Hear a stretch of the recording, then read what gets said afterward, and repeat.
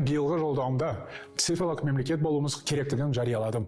Сондықтан келесі жылды цифрландыру және жасанды интеллект жылы деп атау туралы шешім қабылдадым.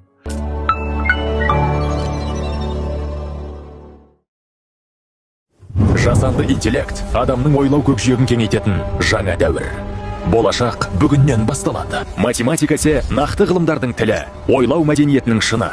Ақыл ойды дамытудың басты құралы. Информатика тарпыс, компьютер және одан басқа да техникалық құрылғылар көмегімен ақпараттарды алу, сақтау, түрлендіру, жеткізу физика не табиғат жөніндегі жетекші ғылымдардың бірі.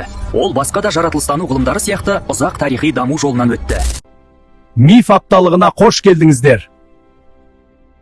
2 ақпан мен 6 ақпан аралығында ғылым мен жасанды интеллект миф апталығы кестедегі жоспар бойынша өтеді.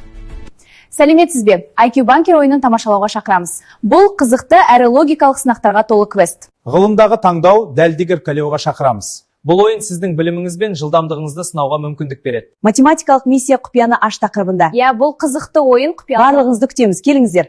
Қатысыңыздар. Математикалық миссия құпияны аш тақырыбында математика интеллектуалды ойынын тамашалауға шақырамыз. 7-ші сыныптар арасында өтетін миф болашақтың коды атты интеллектуалдық сайысқа Белсене қатысыңыздар. Зияткерлік бәйге ойынына белсенді қатысуға шақырамыз.